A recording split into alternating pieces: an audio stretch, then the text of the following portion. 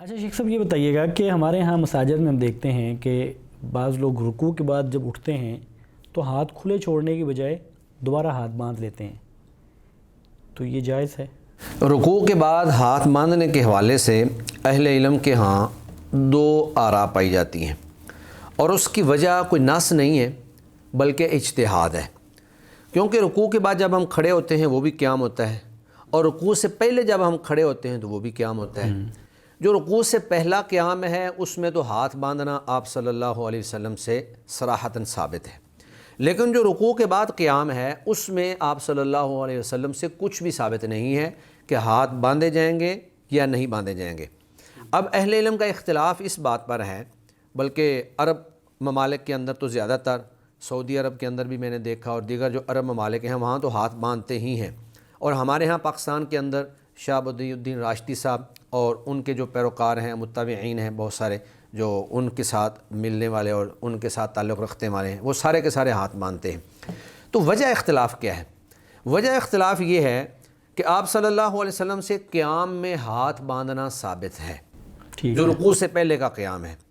جو احباب یا جو علماء رکوع کے بعد ہاتھ باندھنے کے قائل ہیں وہ کہتے ہیں کہ رکوع سے پہلے قیام میں چونکہ ہاتھ باندھے گئے لہٰذا یہ بھی قیام ہے، تو یہ بھی نماز کا قیام ہے، وہ بھی نماز کا قیام ہے، تو اس قیام کے اوپر قیاس کرتے ہوئے یہ کہتے ہیں جی ہم رکوع کے بعد بھی ہاتھ باندھیں گے۔ لیکن جو علماء کہتے ہیں کہ نہیں، ہاتھ نہیں باندھے جائیں گے، وہ کہتے ہیں کہ اس قیام کے بارے میں تو نص سے صراحت ہو گئی، نص سے ثابت ہو گیا کہ آپ نے ہاتھ باندھنے ہیں، لیکن جو رکوع کے بعد کا قیام ہے وہ قیام ضرور ہے لیکن اس کے بارے میں کوئی حدیث یا اس کے بارے میں کوئی نص ثابت نہیں ہے، لہٰذا وہ قیام ہم اپنی نارمل حالت میں کریں گے۔ اور نارمل حالت یہ ہوتی ہے کہ جب بھی انسان کھڑا ہوتا ہے عموماً وہ اپنے ہاتھ نیچے چھوڑ کر کھڑا ہوتا ہے، بہت کم ہے کہ وہ ہاتھ باندھے، لیکن نارمل حالت یہ ہے کہ وہ ہاتھ چھوڑ کر ہی کھڑا ہوتا ہے۔ لیکن میں یہ سمجھتا ہوں اگرچہ ہمارا عمل تو چونکہ پاکستان اور بر صغیر ہندوستان کے اندر، ان ممالک کے اندر، ایشیا میں یہی ہے کہ ہم زیادہ تر لوگ جو ہیں وہ ہاتھ چھوڑ کر ہی نماز ادا کرتے ہیں، لیکن قیاس کے اعتبار سے اگر دیکھا جائے تو جو لوگ ہاتھ باندھنے کے قائل ہیں ان کے پاس دلیل مضبوط ہے،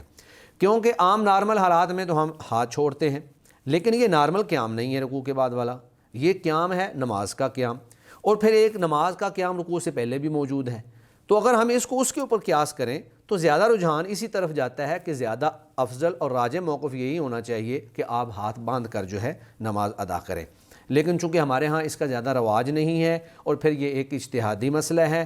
تو میں سمجھتا ہوں کہ لوگوں کو انتشار سے بچانے کے لیے یا تو یہ ہے کہ سب کی تربیت کر دی جائے اور سب کو بتا دیا جائے کہ یہ چیز زیادہ راجح ہے، لیکن ایک دوسری چیز وہ بھی اجتہادی اور وہ بھی مطلب کہ قیاس کی بنیاد پر، جس طرح اس کی دلیل قیاس ہے اس کی دلیل بھی قیاس ہے، تو اس کے اوپر بھی بہرحال عمل کیا جا سکتا ہے، اور ہم اپنے معاشرے کو دیکھ کر اس کے مطابق ہی عمل کریں۔